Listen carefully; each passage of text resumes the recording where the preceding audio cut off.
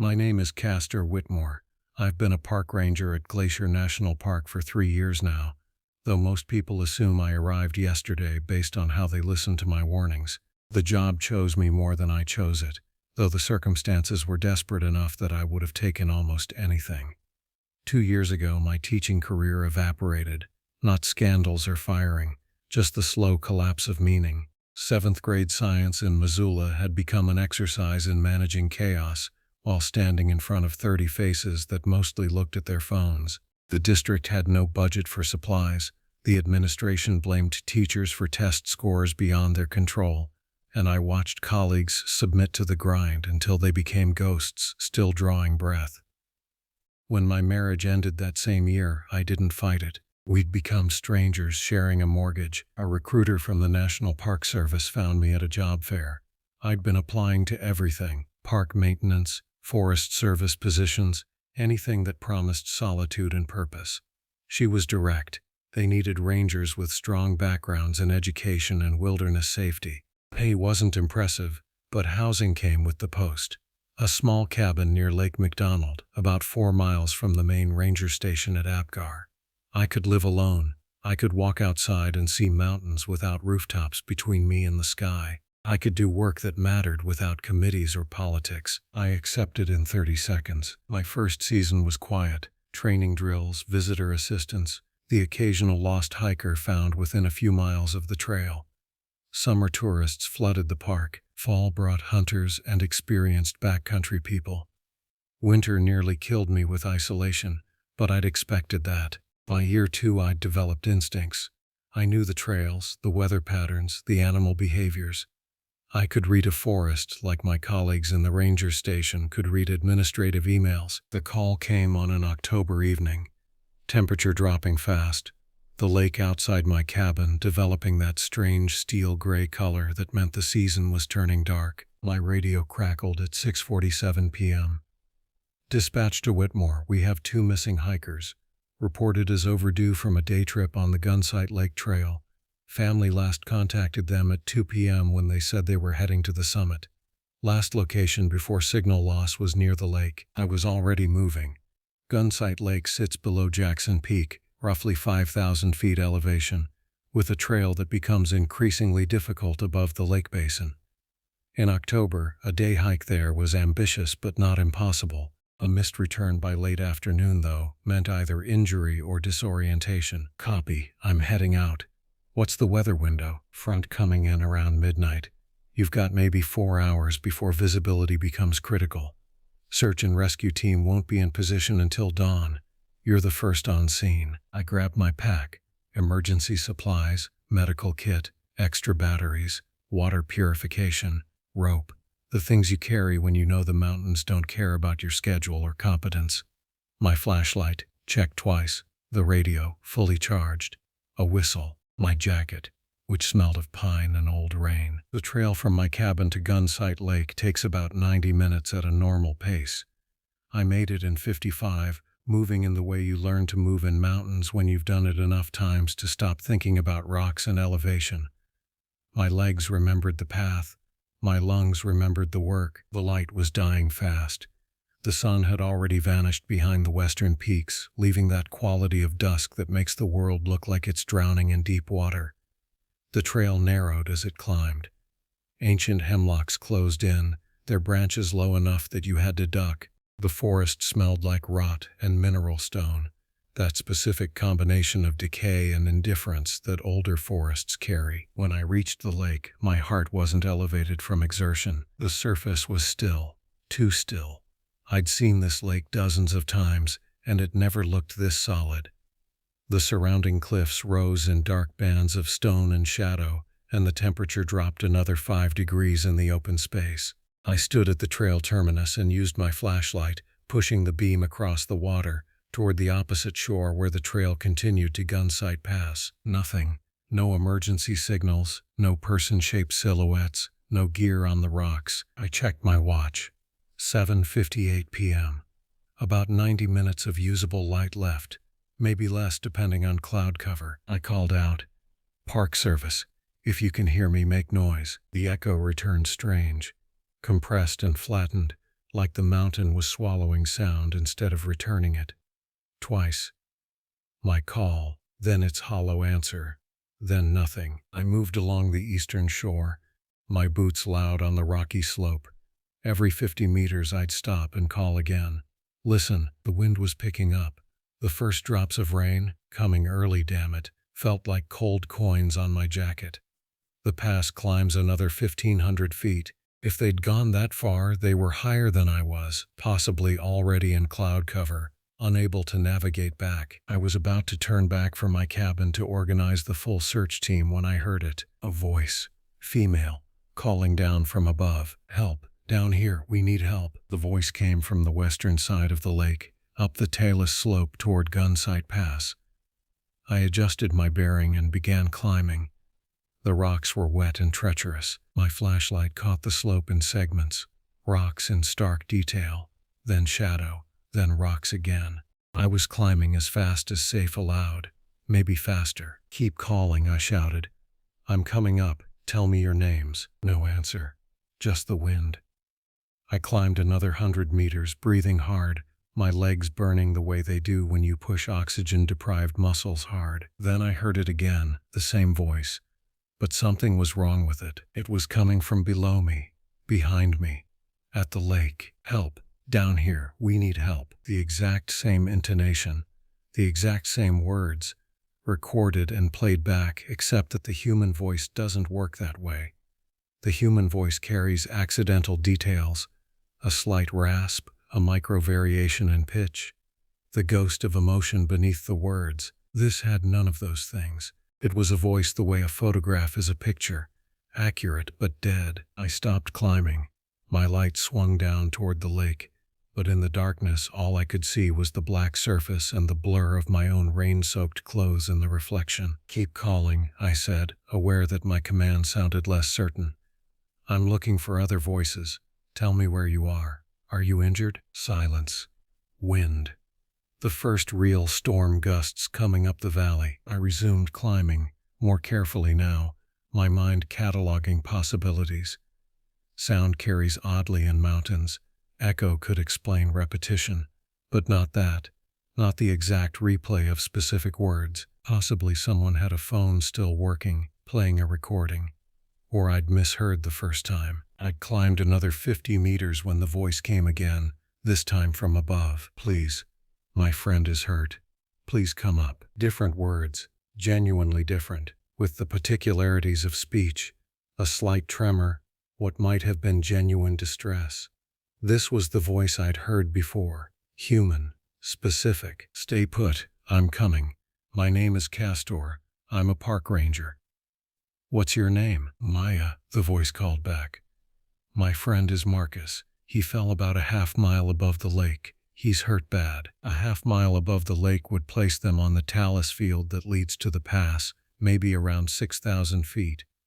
In this weather, in the dark, with someone injured, they were in serious trouble. I climbed faster now, adrenaline replacing caution. The rocks became larger and more unstable as the talus got steeper. I was breathing hard, my legs screaming, my hands scraped from climbing. Behind me I could hear the rain intensifying. Hear the way the wind was changing pitch as the storm matured. The voice called again, several times.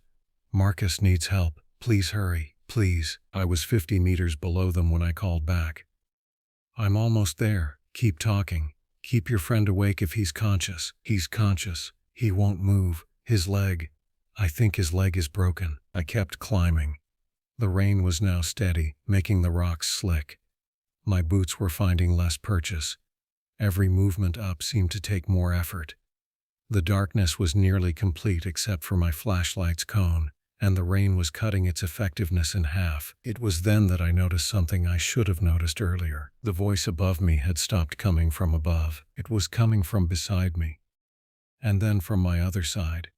And then I wasn't sure anymore. I stopped, my flashlight pointing upward at the empty talus slope. Marcus, Maya, call out. Tell me exactly where you are. Here, a voice to my right. Up here. From my left, higher, Castor. This one stopped my heart. It was my own voice, my own name, pronounced with my own inflection, my own precise accent, my own particular way of pulling the emphasis back toward the K. "Castor, please help us." I spun, my flashlight cutting the darkness, finding nothing but rocks and rain and the particular absence of anything living. My heart was a drum. My mouth was dry. Some part of my brain, the survival part, the part that didn't argue with ancient instincts, told me something was fundamentally wrong. I radioed the station. "Dispatch, Whitmore. I'm on the Talus Field approaching the reported position. I'm experiencing unusual acoustic conditions, possibly dangerous. Do we have any other reports of missing persons in the area?" A pause. Longer than necessary. Then, negative. "Just the 2 hikers reported. You're the first responder on scene. Are you okay?" "I'm fine. Just environmental factors. I'm going to continue the search." I wasn't going to continue. I knew that, standing there on that rain-soaked slope in the dark, with my own voice layered in with 2 others I didn't recognize, all of them coming from directions that didn't match their previous locations. Some part of me, the part that became a ranger because it understands that wildness isn't kind, knew that something in these mountains was wrong. But people were dying. Maybe, or maybe they'd already been dying, and what I was hearing was something else entirely. I started climbing again. By the time I admitted defeat, it was 11:47 p.m., and the storm had erased any possibility of finding anything on the Talus Field. The wind was coming in gusts that nearly knocked me down. Rain had turned to sleet. My temperature was dropping. Hypothermia wasn't a theoretical risk anymore. It was a countdown. I made the decision to retreat to my cabin and reconnoiter at dawn with the full search team. Staying out in this weather was going to kill me just as effectively as it might kill the hikers. The hike back was brutal. I was exhausted, my body running on adrenaline fumes and muscle memory. The trail seemed to shift under my feet in ways that didn't make sense. Twice I went off trail and had to backtrack. The darkness was absolute. My flashlight felt like a joke, a single candle against an immense void. I reached my cabin at 1:30 a.m., soaked through, hypothermic enough that my hands weren't responding properly to commands. I got the wood stove going, changed into dry clothes, made coffee that tasted like survival, sat in front of the heat, and tried to make sense of the evening. Acoustic illusions, that's what they're called. Sound travels in strange ways in mountains, canyons, valleys, rock formations. They can create echoes that seem to come from impossible directions. A single sound source can be perceived as multiple. Emotions, fear, stress, hypoxia from climbing fast at altitude. All of those degrade perception. You misremember where you heard something. You confuse echoes with new sounds. You hear your own expectations instead of reality. I'd learned this in training. I reminded myself of it sitting in my cabin, drinking coffee that was still too hot to sip. By 6 a.m. I'd showered, eaten, and radioed the station. The search and rescue team was in position. Helicopter wouldn't fly until the storm cleared. I was to meet them at the Gunsight trailhead in 30 minutes. The drive from my cabin to Apgar takes about 10 minutes. From Apgar to the trailhead takes another 20.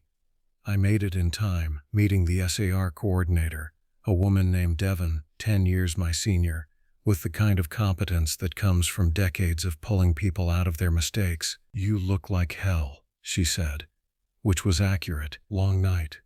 I made it to the Talus Field, but the storm got bad. Heard voices but couldn't locate them with certainty. Acoustic confusion, probably. The slope was dangerous and visibility was 0. She nodded. "Storm cleared it for this morning. Visibility should be good by 8 a.m. 3 of us are heading up. You want to go or do you need rest?" "I'm going." The sun was rising as we hit the trail. I was moving on less than 2 hours of sleep and a dangerous level of caffeine. But the light changed everything. In daylight, the world looked sane again. The forest was orderly. The trail was clear. Overhead, clouds were breaking up. We made the lake by 8 a.m. Devon immediately began scanning with binoculars. The other 2 team members, a man named Vincent and a woman named Petra, started organizing gear. "I don't see anyone," Devon said. "You said you heard voices above the lake?" "Yes. On the Talus approaching Gunsight Pass. maybe a quarter-mile up, elevation-wise. We started climbing. In daylight, the talus field looked different. Less threatening, but more exposed. Nothing to hide behind.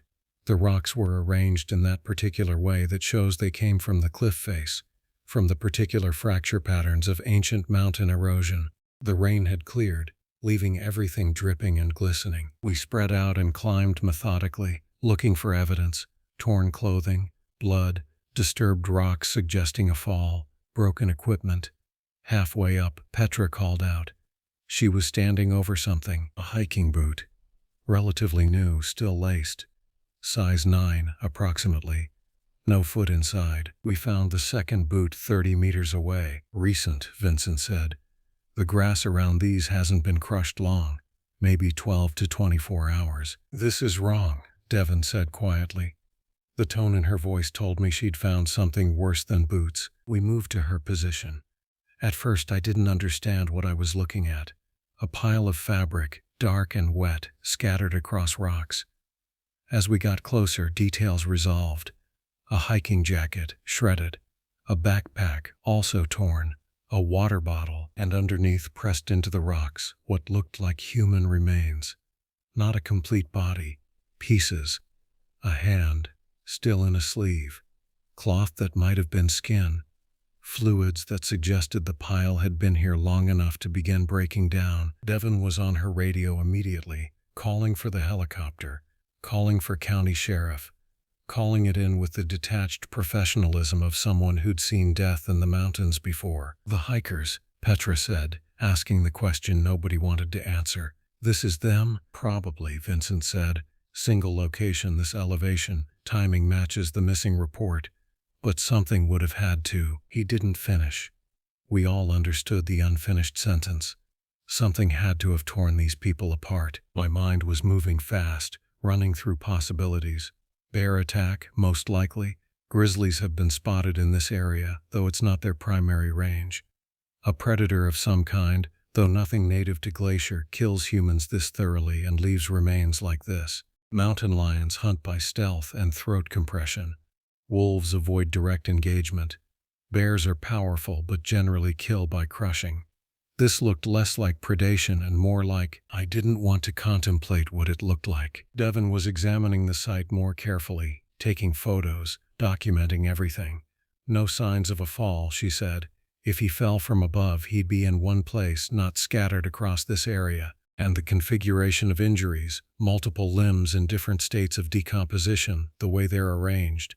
This wasn't an accident. The implications hung in the cold mountain air. We need to expand the search, Petra said. If something did this, Devon said carefully. We need to close this trail, now, until we know what we're dealing with. By noon, the helicopter had airlifted the remains and a full forensics team had arrived. Sheriff deputies were photographing the scene. The trail was formally closed. Parents had been notified that their children were dead. I walked back down to the lake alone while the professionals worked. The water was beautiful and still, indifferent to the death on its slopes. I stood where I'd stood the previous evening, where I'd heard the voices. In daylight, with the terrible knowledge of what had happened up on that talus, the space felt like a graveyard. The echo from my voice, calling out in the darkness.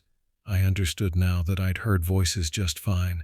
I'd heard exactly what was there. The question that burned in my mind was one that I wasn't sure I wanted answered. I'd heard 4 distinct voices. 2 that belonged to Maya and Marcus. One that sounded like mine, and one other that I hadn't been able to identify because I'd been too busy climbing toward death. The park closed the upper trails for 2 weeks while investigations continued. The official story, released to the press with careful word selection, was that the hikers had encountered a predatory animal, possibly a grizzly bear, and had been killed.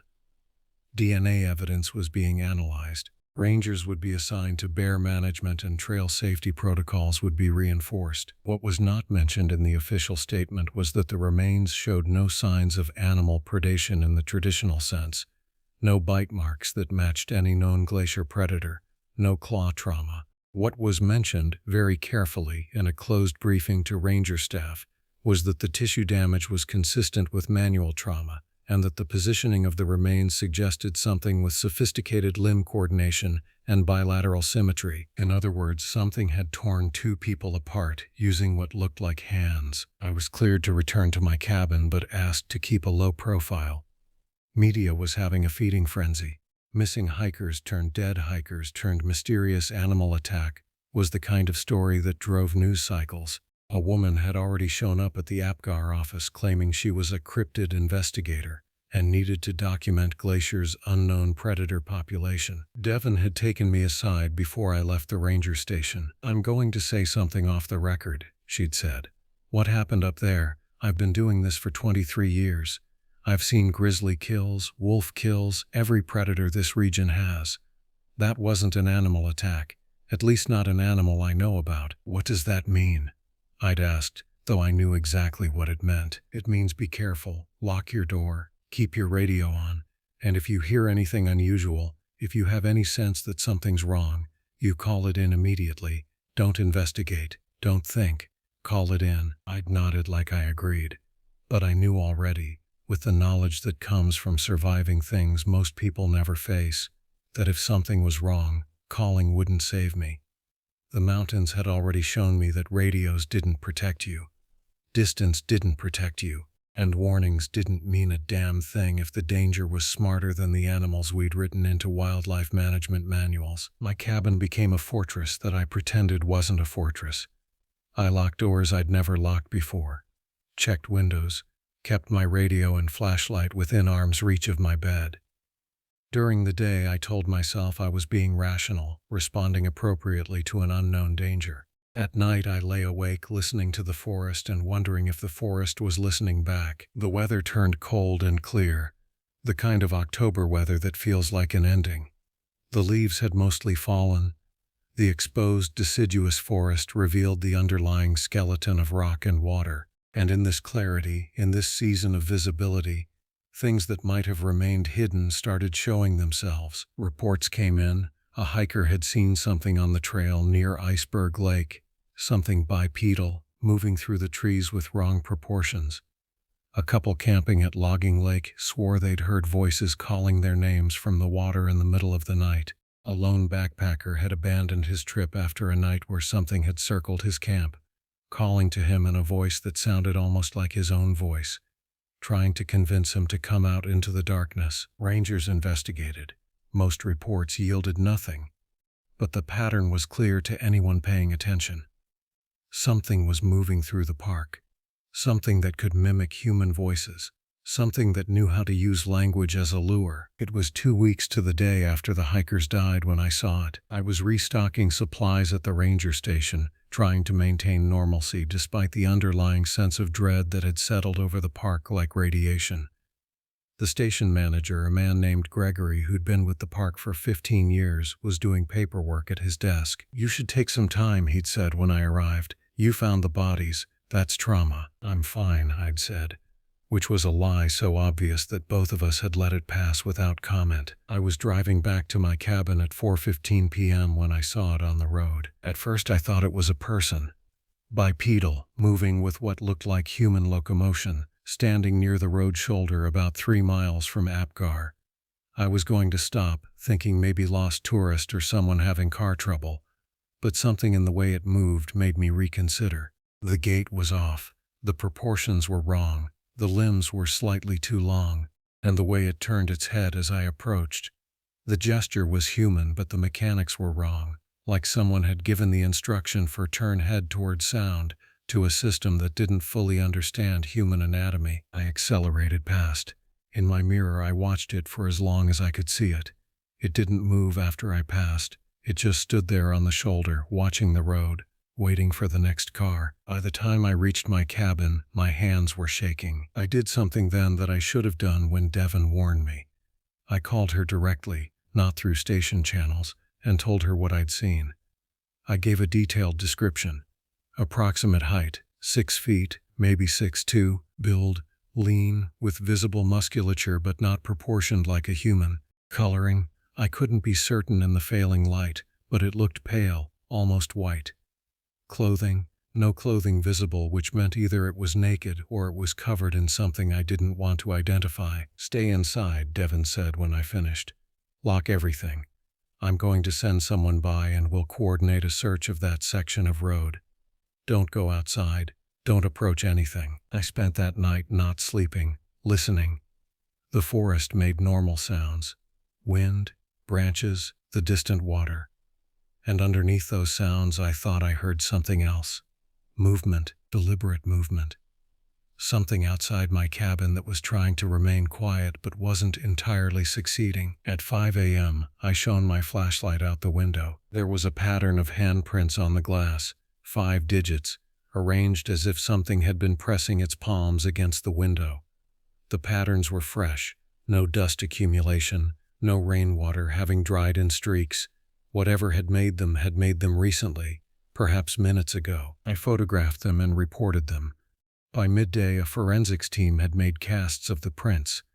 The conclusion, delivered delicately, was that they were consistent with human hands, but with some anatomical variations: longer metacarpal bones, wider palm spread, stronger digit curvature. "We're running the samples," the technician had said, "but the preliminary analysis suggests this might be a human variant, someone with unusual genetics." Or, he'd trailed off, unwilling to complete the thought. "Or what?" I'd asked. "Or something that learned to make a hand work." That conversation happened at the ranger station, in the presence of Devin, Gregory, and 3 county law enforcement officials. When it ended, there was a silence that nobody wanted to fill. "We need to bring in an expert," Devin had said finally. "Not a cryptozoologist or a fringe researcher.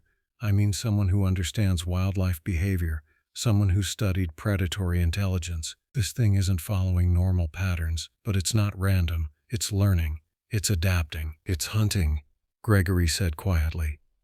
A fact that didn't need saying but perhaps needed to be acknowledged. The park remained officially open, because closing it would require admitting what was happening, which would trigger panic and media and the kind of chaos that institutional bodies do anything to avoid. Certain trails were closed for maintenance. Visitors were encouraged to hike in groups. Rangers did more patrols.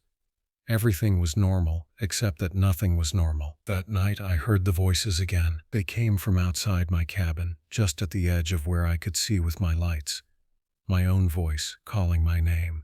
And underneath it, another voice. A woman's voice, which might have been Maya, but which had a strange quality to it, like a recording being played backward and then reversed again. "Castor," my own voice said, "come out. We need help." "Don't listen to them," said a voice from the other side of the cabin. This one sounded like Devin. The inflection, the careful phrasing, all of it was correct. "It's a pattern. Don't engage. Stay inside." I didn't open the door. I didn't go outside. I sat on my bed with my radio on and my knife in my hand, and I waited for dawn. When light came, there were more handprints, more patterns in the frost outside my windows, and something else. Words, written in the frost on one of the side windows, in letters that looked like they'd been drawn with a single digit. "Talk to me." The next week was a descent into controlled chaos. The park brought in consultants, a behavioral ecologist from University of Montana, a forensic anthropologist from the FBI's Behavioral Analysis Division, a wildlife expert who'd spent years studying apex predators. They reviewed evidence, they interviewed witnesses, they examined the hand casts, the track patterns, the remaining tissue from the original victims. The consensus, delivered at a closed meeting to which I was invited due to my initial contact, was terrifying in its matter-of-factness. "What we're dealing with is an intelligent predator," the behavioral ecologist had said. "Intelligence sufficient to mimic human speech, to understand human psychology, to use language as a hunting tool. This is not a bear with unusual behavior. This is not a Bigfoot or unknown primate. This is something that appears to be anatomically constrained to bipedal locomotion, something with functional hands capable of fine motor control, and something that has demonstrated knowledge of human speech patterns and social dynamics." "Is it human?" one of the law enforcement officers had asked. "I don't know," the expert had answered. "It uses hands like something that learned handedness. It mimics voices like something that learned language. but the anatomical variations from the hand casts, the strength indices we can calculate from tissue damage patterns. This is not Homo sapiens. Could it be another hominid, a previously undocumented species? Something further from the evolutionary tree than that? The evidence doesn't tell us. How many are there? Gregory had asked. Unknown.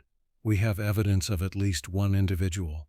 The targeting patterns, the hunting strategy, could indicate a single entity, or could indicate coordination among multiple. The fact that the initial kills showed extreme violence, and the subsequent interactions have been less directly lethal, suggests either learning, the entity is becoming more sophisticated in its approach, or different individuals with different strategies. How do we stop it? I had asked, the question that mattered. Very carefully, the FBI analyst had said, this thing is demonstrating behavior that suggests caution. It's communicating rather than just attacking. It's learning the environment. It's learning us, which means it's not operating on pure instinct. It's thinking, and thinking predators are harder to stop. By the time I left that meeting, my fear had transformed into something else. Not bravery, but something like cold clarity. The thing in the mountains was intelligent, it was learning, and it had already decided that I was significant to its hunting strategy. I was a tool in its predation pattern. The question was whether I could become something else instead. That night, I made a decision that would have seemed insane had anyone known about it. I left my cabin and hiked, alone, to Gunsight Lake. The full moon was bright enough to navigate by. The frost on the ground glittered. The forest was absolutely silent. I climbed to the lake and sat on the rocks where I'd stood that first night, and I waited. It came 3 hours before dawn. I heard it before I saw it. Footsteps, careful and measured, making no attempt at stealth. When it emerged from the tree line, I could see it clearly in the moonlight. It was nothing like what I'd imagined. It was not a creature of legend. It was not monstrous, though it was monstrously wrong. It was perhaps 6 feet tall, with pale skin that seemed to absorb light rather than reflect it. The proportions were subtly off in ways that made my brain hurt trying to categorize them. 2 long arms, a chest that was too narrow, a head that was almost human until you looked at the angle of the jaw. It moved with a strange grace, predatory but not entirely coordinated. Its eyes were dark, not black, but a brown so deep it was nearly black. And they were intelligent. Not the intelligence of an animal watching prey, the intelligence of something trying to understand something else. You came, it said in a voice that was almost my own voice, but not quite. The undertones were wrong. Something about the resonance of the voice suggested it was coming from a throat that wasn't human, vibrating in cavities that didn't match mine. I came, I said. Why? Because you're the one who listens, it said. It moved closer, and I forced myself not to move. The others run, the others die. You listened. To what? To the calling, to the voices. You understood something was speaking, even if you didn't understand what. Most don't understand until they're already dying. I breathed carefully, slowly. The thing was close enough now that I could see details. Scars on its pale skin, patches where the coloring was slightly different, as if it had been injured and healed incorrectly. On its right hand, it was missing the pinky finger, and the skin had fused over the wound imperfectly. Are you going to kill me? I asked. It tilted its head, that strange head with its wrong proportions.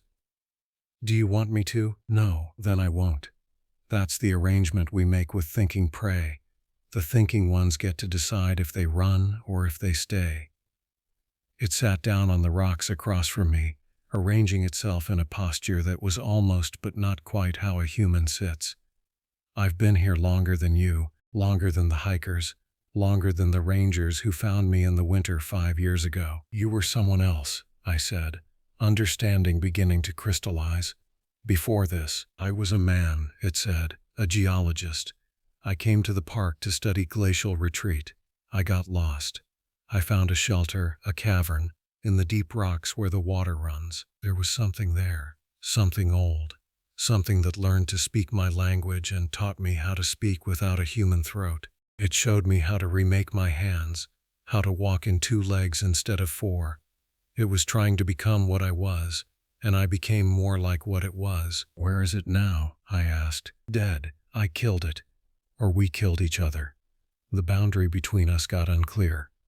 When you share minds, sharing bodies is easier. I felt my skin crawl. What are you? I'm not sure anymore, it said.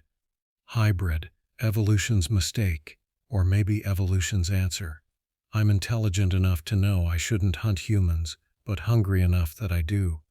Intelligent enough to understand loneliness, but too altered to find companionship with either species. Why tell me this? Because you're the first one who didn't run.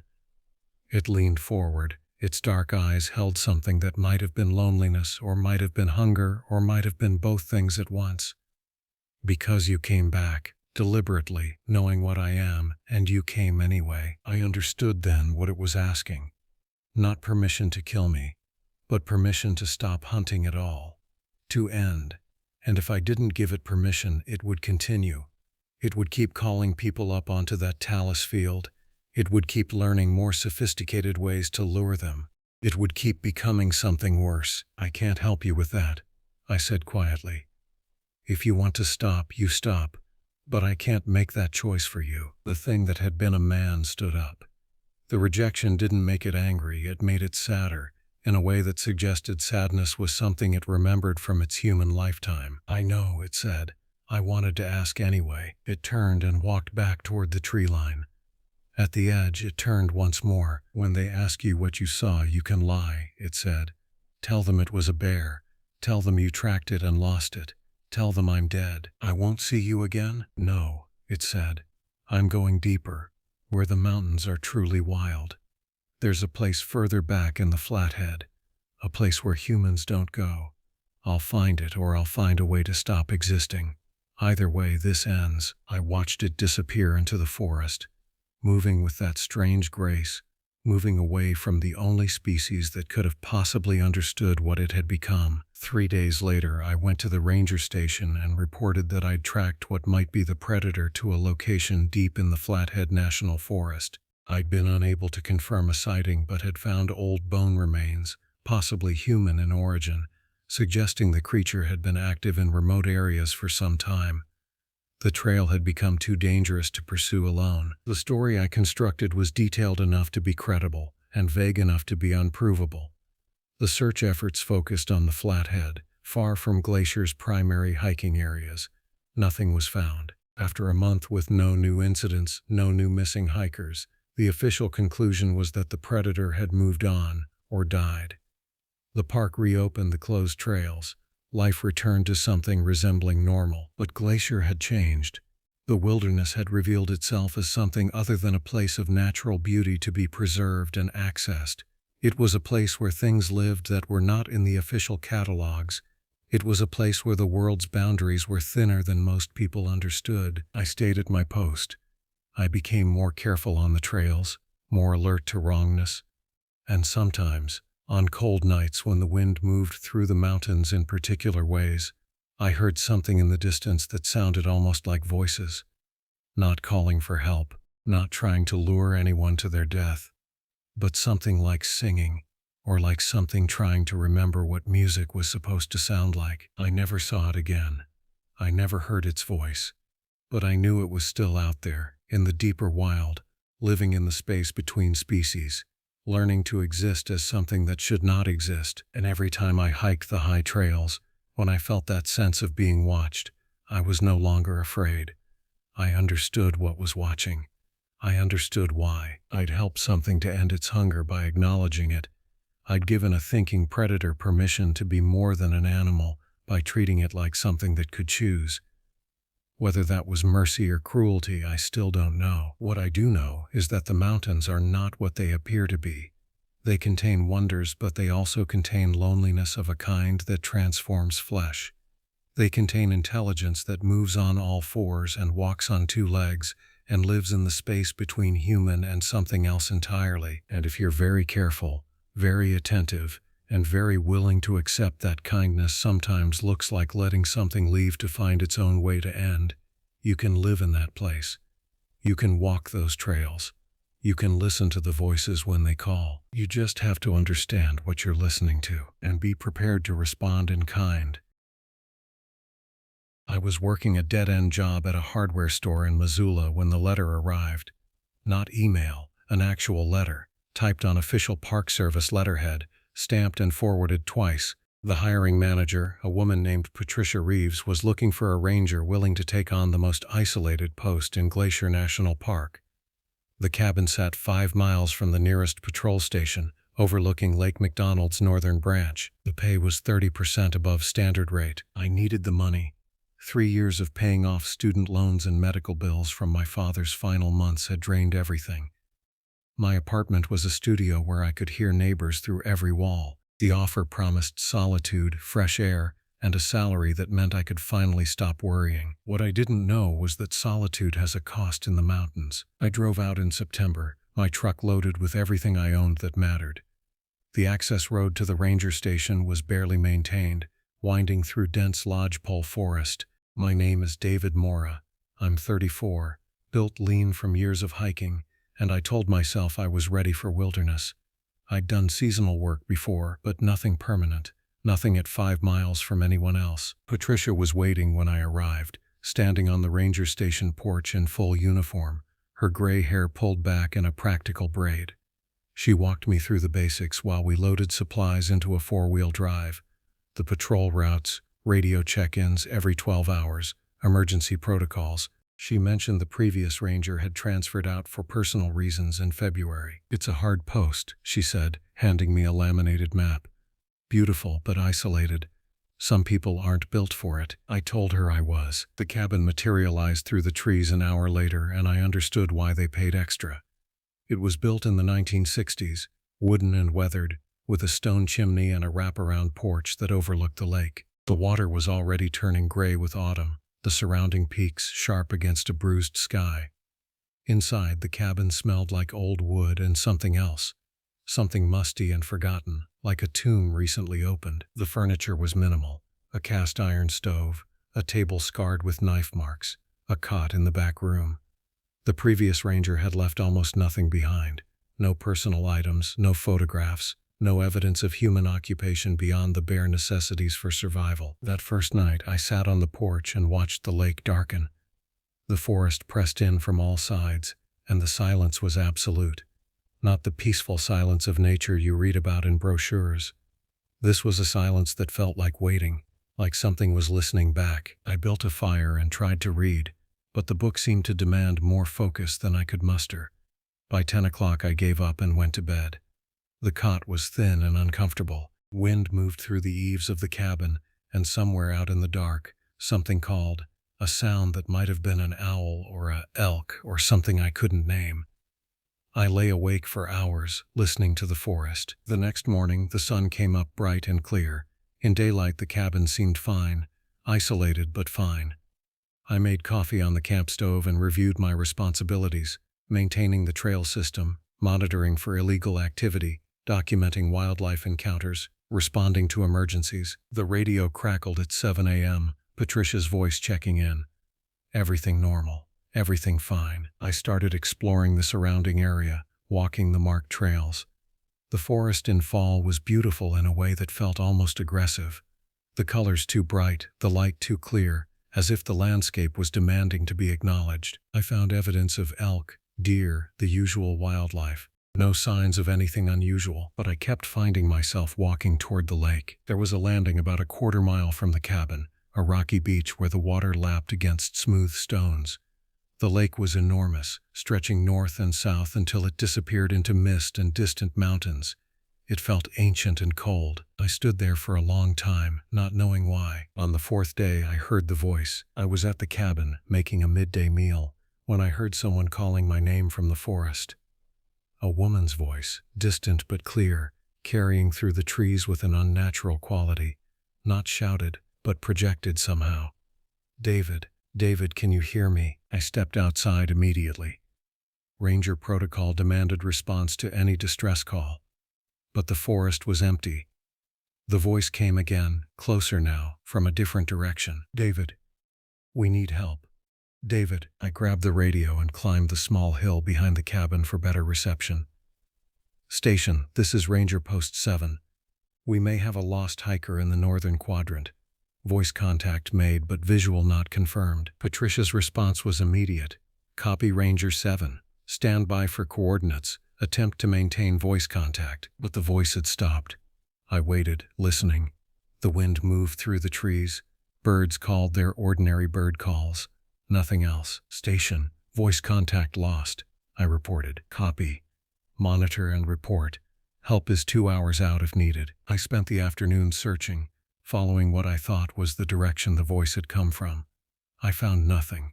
No broken branches, no evidence of passage, no lost hiker. The forest seemed to swallow sound and sign with equal indifference. When I called back to Patricia that evening, she was quiet for a moment. Did it sound like a specific person? She asked. No. Just someone. A woman, I think. We'll add it to the log, she said. You did the right thing reporting it, but it's probably just the acoustic properties of the area. Sound travels strangely around the lake. Echoes off the water can make things sound closer than they are. Directionally, it's almost impossible to triangulate. I wanted to believe her, but that night I heard it again.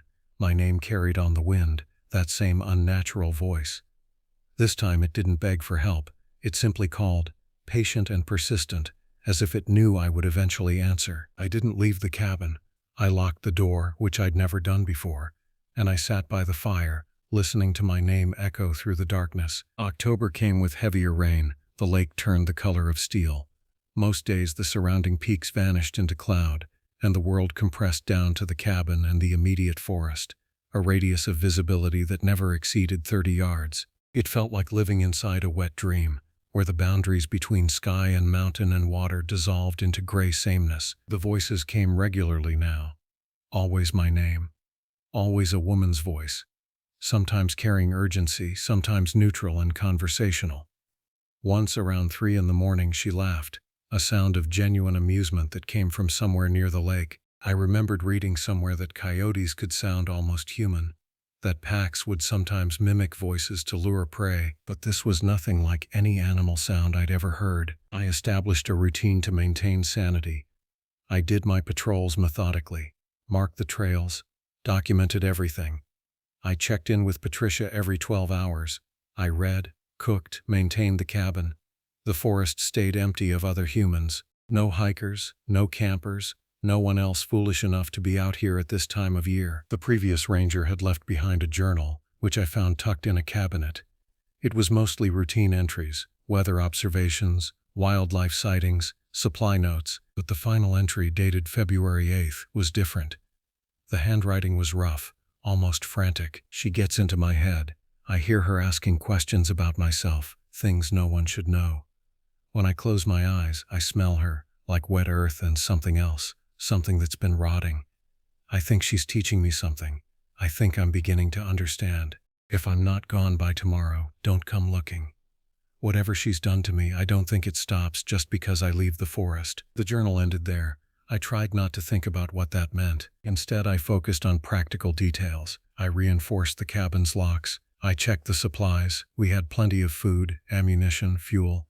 I practiced my marksmanship, firing at targets downwind of the cabin. Noise was safety. Noise meant I was still here, still in control. On October 19th, I heard the voice from the lake. I was examining the clearing near the landing, looking for any sign of actual human passage. The water was choppy and cold. A storm was building in the distance, the clouds turning the color of a bruise. And then she called my name, this time not from the forest, but from the water itself. I saw her for the first time then, though I'm not sure I saw her so much as I saw the absence of her. A shape in the water that disrupted the light, a disturbance that resolved briefly into something almost human before dissolving back into the lake. What I remember most was her voice, now that I'd heard it come from that water. It wasn't a woman's voice at all. It was two voices speaking in perfect synchronization, 1/2 octave apart, creating a harmonic that made my teeth ache and my chest seize with something that wasn't quite fear.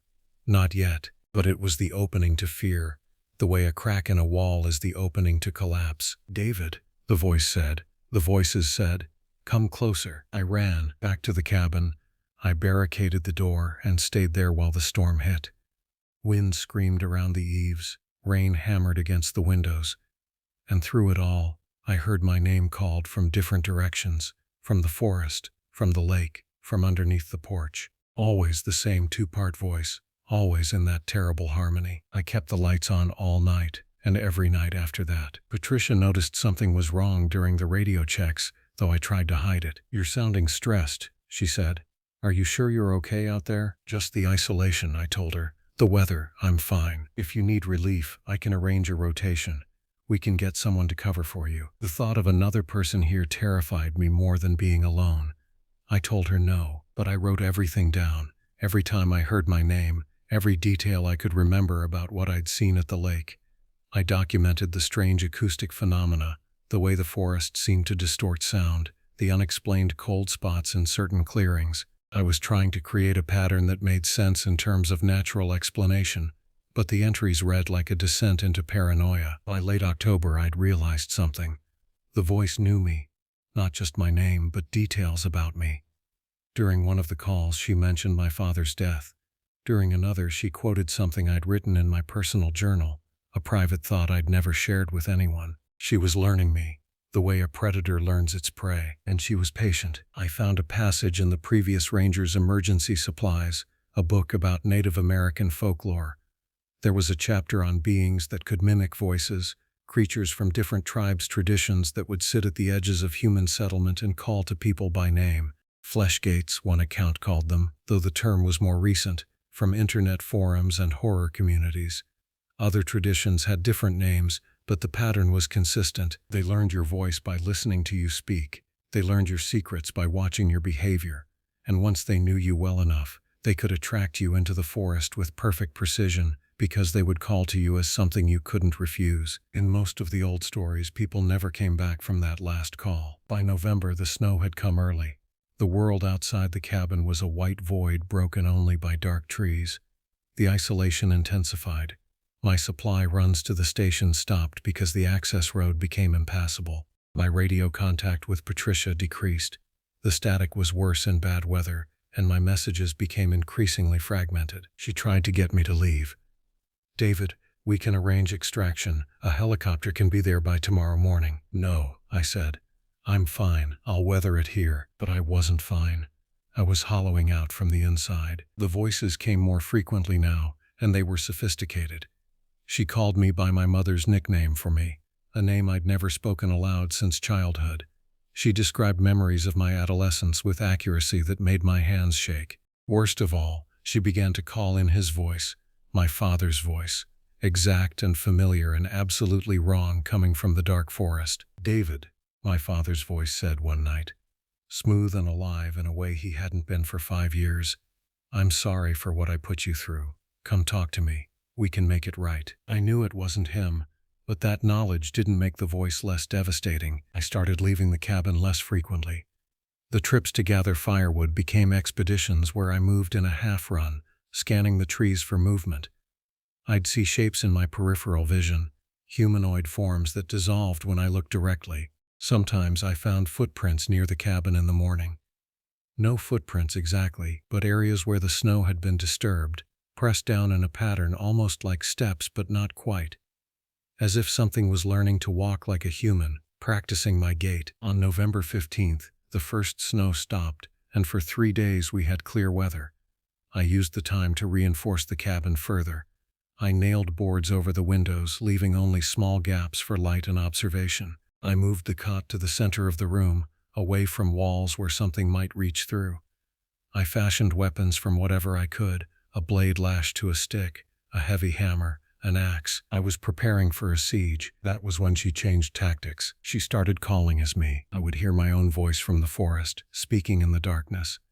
"David, come on, let's go for a walk. You know you want to." My voice, but wrong. The inflection off, the rhythm not quite matching how I actually spoke. It was like hearing a ghost of myself, a recording with all the humanity smoothed away. And the worst part was that I almost obeyed. There was something in that false voice that pulled at me, a compulsion that went deeper than fear or reason. I fought it by staying loud. I talked to myself constantly, narrated my actions aloud. "David is making coffee. David is checking the supplies. David is sitting by the fire." The sound of my own real voice seemed to anchor me, to prove that I was still myself and not some slowly shifting copy standing in the dark. But I could feel the distinction eroding. Around November 20th, I found her at the lake. I shouldn't have gone there. All my survival instincts screamed against it. But I needed to see. I needed to know if what I was experiencing was real or if I was genuinely losing my mind in the cabin, hallucinating the whole thing. She was standing on the frozen lake's edge, where the water had crystallized into sheets of thin ice. She was shaped like a woman, mostly, but her proportions were subtly wrong.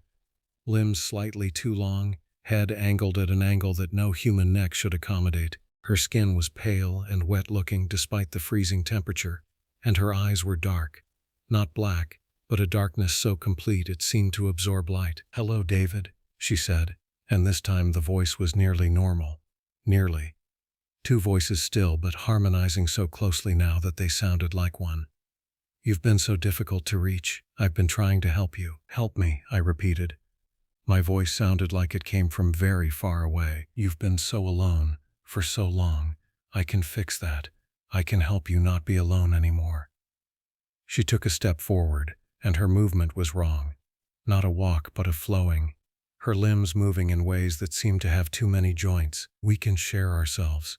We can be together." I realized then what the voice had been doing all this time. It wasn't trying to lure me to my death. It was trying to learn me so thoroughly that it could become me, or make me become it. The distinction was blurring. I don't remember running back to the cabin, but I remember the feeling of being chased, of presences moving through the trees on either side of me, keeping pace but not closing in. They had all the time in the world. When I reached the cabin, I locked every door and window I could reach. Then I made a decision. I radioed the station and told Patricia the truth. "There's something out here," I said. "Something that mimics voices. It's learned everything about me. I don't know what it is, but it's real. You have to document this. You have to send people to confirm this before it comes back." There was a long silence on the radio. "David, I'm going to arrange extraction," Patricia finally said. Her voice was careful. "We'll have a team there at first light. Can you stay inside the cabin until then?" "Yes," I said. But she came back before dawn. I heard my own voice again, calling from near the cabin. "David, let me in. I'm scared. I'm lost, and I'm scared." I didn't answer. I sat in the center of the cabin, surrounded by my weapons, and I didn't answer. "David, please. I can feel them out here. The others. I can feel them all around me." The voice, my voice, was so convincing. So desperately convincing. But I'd learned something in the days since seeing it at the lake. I'd learned the rhythm of its falseness, the way it couldn't quite capture the complexity of actual human emotion. It could mimic the words, the tone, the inflection, but there was something missing beneath it all. Something essential. It was performing what it thought fear sounded like, but fear was not something it could actually feel. "Go away," I called back. "Don't you want to help me, David? Don't you want to understand what I am?" And that was when I realized it wasn't just hunting me, it was studying me. It wanted to be rescued by me, wanted me to extend myself in compassion. Because compassion, that reaching out to help something in need, that was the vulnerability it needed. I went to the window and looked out. In the pre-dawn darkness, I could see shapes moving around the cabin. Some looked almost human. Some looked like things broken and reformed wrong. And all of them were variations of faces I'd known. My mother, my father, colleagues from work, the checkout girl from the hardware store. They were all me wearing other faces. I understood then what was happening. Whatever came to this place with the cold months, whatever intelligence moved in the deep lake and listened at the edges of civilization, it wasn't a being in the traditional sense. It was something that learned by consuming identity. It took the shape of what it studied until it could perfectly replicate behavior and effect, and I'd given it so much material. Around 6 a.m. the rescue team arrived. I heard the helicopter before the dawn broke completely, and I felt something like relief flood through me. But then, as the sun rose, I realized something was wrong with the team that emerged from the trees. They were right. Perfectly right. Patricia was there, and she looked exactly as she should have looked. The two paramedics looked regulation correct in every detail. They had the proper equipment, the proper uniforms, the proper procedures, but they moved like puppets with the strings visible. "David," Patricia said from outside the cabin door, and her voice was Patricia's voice, but also it was that voice, that harmonic that had learned to hide itself in the semblance of a human throat. "We're here to help you." I understood then that it didn't matter if I left. It had studied Patricia too. It was studying everyone who came close to this place, and eventually it would learn enough pieces of enough people that it wouldn't need to hide anymore. It would have enough fragments to pass as human, and it would walk into the towns at the edge of the park. It would work the jobs and live the lives and perfect itself until passing was indistinguishable from being. "Go away," I said. "Don't you understand?" Not Patricia said. "We've learned so much from you. You've been so generous with yourself. We can help you transcend. We can make you part of something larger than human loneliness." "No," I said. I opened the cabin door and I walked toward them. I had the axe in one hand. I moved straight toward Not Patricia, and as I did, I felt the strangest thing. I felt her hesitation. For the first time since this began, the creatures around me seemed uncertain, because they'd never experienced someone choosing certainty over their appeal. They'd learned voices, memories, fears, and desires, but they hadn't learned how humans could choose something even knowing it led nowhere. Choose refusal even at the cost of themselves. I swung the axe. There was no blood. Not Patricia's form seemed to lose coherence, pieces of it falling away like something deflating. The other figures moved toward me, and I moved toward the tree line, away from the cabin, away from everything. I needed them to chase me. I needed to lead them away from where the real rescue team would arrive. The forest in November is a terrible place to navigate. The snow conceals obstacles. The temperature drops into the range where hypothermia sets in within hours. But I had an advantage. I was human, and they were still learning how to be. I moved north, toward the ridge system that Patricia had marked as the border of my patrol zone. Behind me, I could hear them learning as they pursued.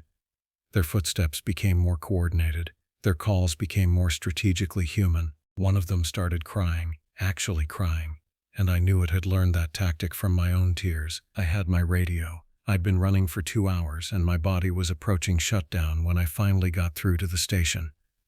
The signal was weak and full of static, but Patricia heard me. "The team I sent, they're not what they seem," I said. "Send new people, different people, anyone but those 5. David, the team is reporting you're not responding. They say you're dangerous to yourself. They're recommending we sedate you for evaluation." I knew then that Not Patricia had learned enough to mimic radio communication. That had been its goal all along. Not just to understand me, but to use me to perfect itself enough to pass among humans. "Don't listen," I said. "Send someone new. Send the state police. Send whoever, but not anyone I know." The line went to static. I climbed higher into the mountains, putting distance between myself and the cabin, between myself and the things that wore familiar faces. By afternoon, the cold had become the primary threat. I could no longer feel my fingers. My thinking was getting slow and loose, the way it does when core temperature drops. Around 4 p.m., I found the ranger station and a group of actual humans in actual uniforms. Not acting, not perfect. Real people, tired and confused and real. Patricia wasn't among them, but she arrived later, and that Patricia was different. I could tell by the way she moved, the genuine fatigue in her voice. She'd been dealing with my situation for real, over the radio, while something else had been trying to convince everyone that I was unstable. "There's something in the lake," I told her. "Something that learns voices and personalities. It's been studying me. It might have been studying whoever was out here before me.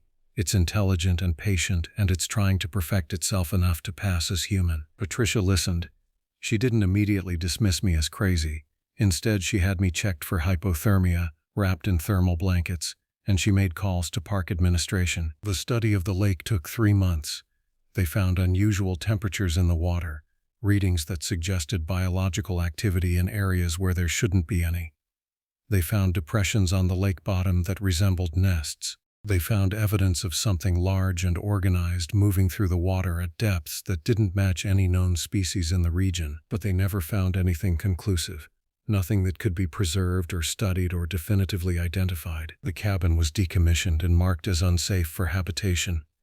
The ranger post was reassigned to a station 15 miles south, with a team of 2 instead of 1. I never went back. I told this story because the thing in the lake is still learning.